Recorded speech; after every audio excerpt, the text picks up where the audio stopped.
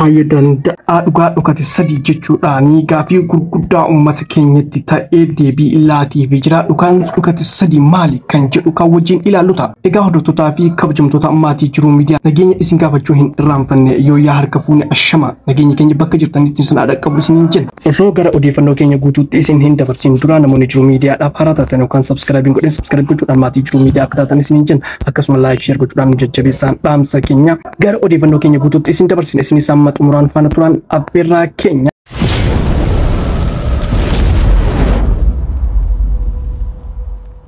Dhugaa dhugate sadii eenyutu nu lolaa jira maaliif maal waliin amma qilleensi Itoophiyaa jibbaan garmalee faalamee waan jiru fakkaata. Ajandaan falmii guyyaa guyyaan gatamaa jira. Aadaa keenya keessatti wantu gonkumaa fudhatama hin qabne hundi barreeffamaan dubbatamaa jira. Kunis wal dhabdee lubbuu namoota hedduu galaafatee jira. Wal amantaa dhabuu fi sodaan yeroodhaa gara yerootti guddachaa jira. Kunniinisii fi yaaddoon waan bade fakkaata. Tokko isaa waan uleedhaan dugda isaa irratti yeroo waraannamu arguu danda'a. Rakkinni nama tokko bashannana nama tokko ta'ee jira. Namummaan keenya sadarkaa garagaraatiin gaafii kaasee galeera. Bu'uuraan habashoonni garaagarummaa keenya osoo kabajuun ajandaa yookiin fedhii qoqqoodaa hin qabnu garuu kan tokkummaa qabu hundi keenya biyya keenya ni jaalanna. Akkasumas biyya gidduutti bilisummaan hanqinni nageenya itti mo'atee fi ijoolleen ishii hundi itti simataman akka taatu barbaanna. Kunis wal dura dhaabachuudhaan osoo hin taane wal tumsuu barbaada. Kanaaf namoonni nu wal lolu qumaara siyaasaa baasii biyyaa fi ummatan daldaluu ta'uu hubachuu qabna. Tarii duuba diinni akka ummataatti nu balleessuu barbaadu jiraachuu mala. Qumaara siyaasaa kamiyyuu qoqqoodannee nu dhabamsiisee nu to'achuu barbaada. Qoodinsaaf taphichi kaardii sabaa amantii fi naannoo fayyadama. Gosti jibbiinsa qaala'insa guutuu kanarra madda. Dhimmichi yeroo dheeraaf tuffachaa ture ta'a. Amma dammaquu qabna. Sabni fedhe haa ta'u gaarii fi hamaan yoomuu hin badu. Kanaaf garaagarummaan sabaa fi sablammootaa bira darbamuu hin qabu. Amantaan gaarummaas ni gorsa. Namni hundi hin sobu, hin ajjeesu, hin gowwoomsin, haqa hin jallisin jedhama. Akka eenyu mootummaa waaqaa galuu fi si olii galu kan beeku waaqa qofaadha. Kanaaf dhimma amantaa irratti wal falmuun burjaajii qofa fida. Sababni seenaa naannoo sanaa hin jiru. Gama fedhiitiin naannoon tokko naannoo biraa adda miti.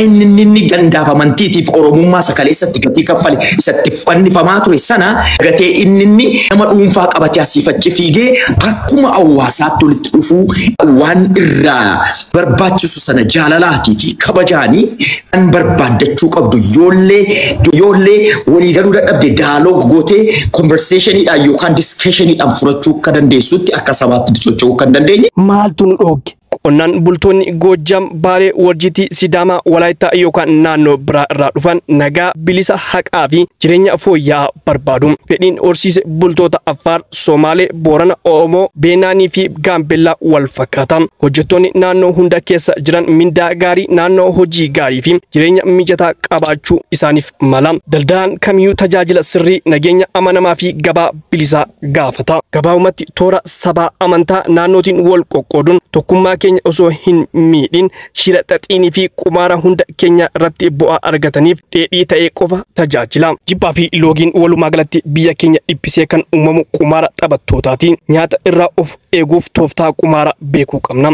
Qumaarri ammayyaa bifa lama qaba.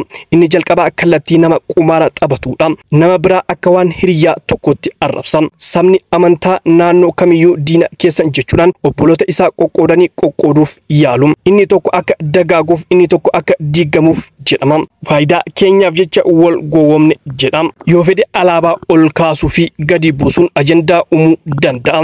Warra waggaa 100 dura du'aniif osoo gadda ajjechaa hadha miilota lakkaaman dhoksa. Kaleessa irraa deddeebi'ee hadha of baruu dagata.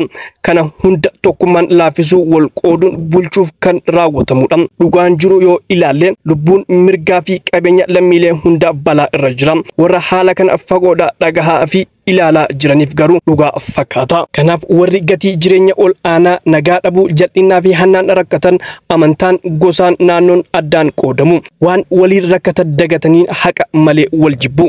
Eenyu kan dhagaa darbaa jiru? Maaliif dhagaa darbachaa jira? Eeyuttis immoo dhagaa darbachaa jiru. Intentioniin backgroundii dhagaa darbannaa kun immoo maayinni? Inni biyya bushaa jiru sun maal gochaa jira? Dhugaadhumatti maal gochaa jira? Miishiniin isaa maalidha? Eenyuun sirreessuufi? Oromoo gargaaraa jira? Oromoon gargaaramee tanaan maaliif ifaa ifatti wanta Oromoon irraa argate sana waggaa torban kana gadi baasanii namni nutti himu hin jiraata tokko lama sadii jedhee iskiriinii yookaan immoo piroojeektiitti gadi baasee jechuudha. Ilaa Oromoo waggaa torban kan argate bilisummaa gaafachaa ture isa dhabe sana kun wala argateera isa hin arganne immoo hin sirreessina kan si jedhe jira hammarratti ajjeechaan Oromoo irraa yoom dhaabbata maaliif Oromoon yeroo hundumaa xiyyeeffannaa jala galee qulqulluun waan tokkitti illee hin beekne abiddaan gubataa ajjeefamaa lafarraa harkisaa mormarraa kutaa yeroo mana dachee haadha hiyyeessaa ijoollee guddifachuu dadhabdutti nuti akka jaldeessaa walitti nammine galgalaa ganamoo nyaachuun kun yoom nurraa dhaabbataa. Tapha qumaaraa inni lammaffaanis dhoksaan taphatama. Miseensota kumaataman lakkaa'aman kan qabu nageenyi saayibarii bifa adda addaatiin gurmaa'ee jira. Miseensa waraanaa tokko eenyummaasaa dhoksee 10 gadi hin taane qabaachuu danda'a. Akka ajajaa gooftaa isaa kennaniin eenyummaa isaa jijjiiruun ajandaa jibbamaa tarkaanfachiisa. Erga Oromoo ta'anii booda miidiyaa hawaasaa irratti Amaara arrabsu. Sana booda immoo Amaara fakkeessanii Oromoof deebii aarii ni kennu.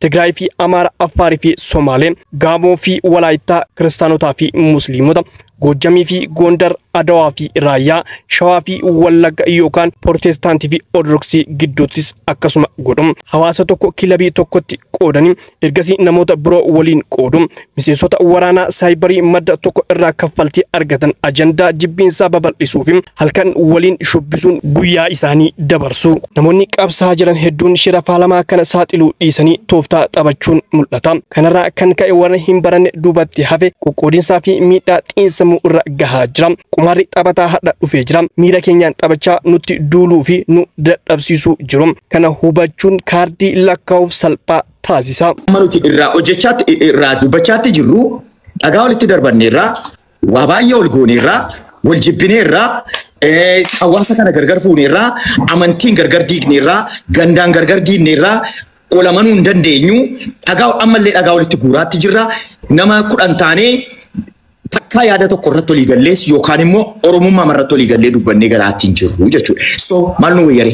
Waloloo keessatti lulluu yoo dammaqxe meeshaa hin ta'u jedhamee jira. Uummanni dammaqe falmii eenyummaa hin jijjiiramnee fi seenaa irra deebi'ee uumamuu hin dandeenye irratti taasifamu dhiisee inumaayyuu fedhii isaa amma qabatamaa ta'e irratti xiyyeeffata. Gatiin boba'aa dabaluun qaala'insi gatii jireenyaa gadi bu'iinsi barnoota jireenyi barsiisota dadhabbiin damee fayyaa gadadoo haakimoota jaalalli xaa'oo gadi bu'iinsi gatii meetii daballiin gibiraa bulchiinsi gaariin olaantummaan seeraa haalli harka qalleeyyii hammaataa dhufuun isa haqa jallisuu ta'a. Nagaa dhabuun naannoo bilisummaa deebii sanaaf malu argachuufis ni gargaara. Amma nuti kan jechaa jiru faallaasaa deemneetu nama utuu abiddaan gubanii keessanii harreerra ka'anii mandararra deemsisanii laakunoo akkasii goonattiin jedhanii sodaachisaa jiranii afaan kee qabadhu waliin jechaa jirraa jechuudha. Xiqqoon nama rakkisa. Akkuma dhala namaatti illee yoo iyyaanna jennee amma yeroo amma mee rabbis nitti agarsiisu Oromoo ajjeefamtuu miidiyaa maalii qabdi? Oromoo biyya Itoophiyaa keessatti lafarra harkisanii ajjeesan nama meeqa gabbayee irraa dubbata? Abiddaan guban nama meeqa gabbayee irraa dubbata? Oromoo Oromiyaa keessatti guyyaatti yoo xiqqaate namni 20 ajjeefamu. Mootummaan yookaan mootummaan biyya bushaa jiru miidiyaa isaa irratti gabba'ee namni kun kan du'e kasii jedhee gabaasa sii kennee beeka. Waan ajaa'ibaa keessa jirra jiran. Egereen keenya gaaffii guddaan guutamee jira jechuu kooti. End of the day mootummaadhaan nammas ati challenge gochaatti jirtu. Ilma abbaa gadaati, ilma abbaa gadaa miti, ilma abbaa gadaati, ilma abbaa gadaati kan bushaa jiru kan garuu warra amma funyaaniitti hidhatanii jiran bor waan si gochuuf jiran immoo hin jiraata jechuudha mataasaa kan danda'e. Kanaaf addanaa onyaanna lafa haadha keenyaa duraa kaasanii bor garatti deemuuf jennullee hin beeknu. We don't even have a road map. Visioning Kenya, missioning Kenya maal akka ta'e beekan. Ifa mana godha isinitti farradaan jiru. To be honest, baay'ee gaaffii guddaa keessa nama gashee jira jechuudha jireenyi keenya kun. Maaliif nutti dhagahamuu qabaachuu qaba?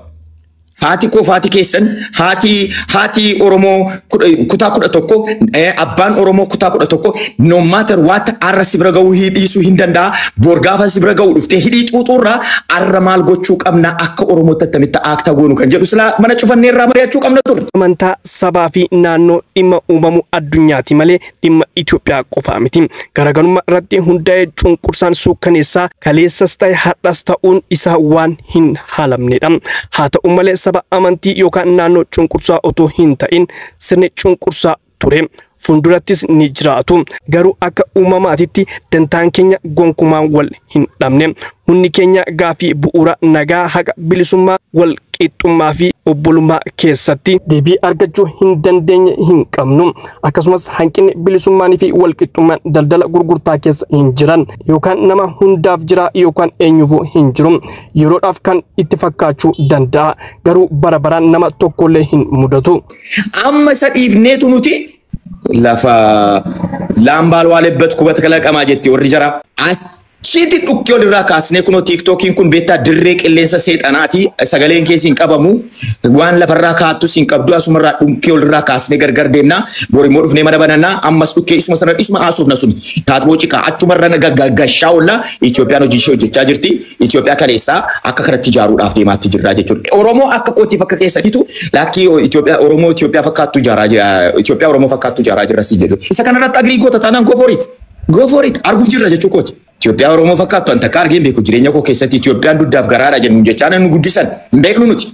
Amma immoo dhuftee Oromoo waggaa torban kana Itoophiyaan lafa nattan kaakee Oromooni lafti isaa amma gubbaatti iyyuuti nutu bushaa ture nutu itti gatii kaffalee naan jechaa jirtu jechuudha. Yoomii kaasee nu galee kun macheen tagallaxallee maal har'a waggaa torban kana ilma bagadaatiin jettan afaan Oromooti kana hawwee Oromoon itti mormi isaa raacataa ture jirana maaliif dukkana manaa keessa kan nuti gallee fi intarastii dhuunfaa keenyaatu dura jira jechuudha malee uummata kanaaf yaannatu ta'ee haala rakkoo keenyaa kana furachuutiif galgalaa ganama hundumti keenya itti dadhabne yoon arrabsitellee dantaa Oromootiif na arrabsita yoon dogoggora korraa na deeffachuuf natti deemta malee na ajjeesuuf ol ajjeesuuf ol nyaachuuf olitti deemuun kun sirrii miti jedhee mayyaada dogoggoruu nan danda'a. Kanaaf garaagarummaa keenya sirnaan haa kabajnu dhimmoota waloo keenya irratti haa xiyyeeffannu qumaartota cal'isnee haa salphifnu tokkummaa keenya haa cimsinu sirna hunda keenyaaf ta'u haa uumnu jechuudhaan goolabaa obbo Taayyee Danda'aa.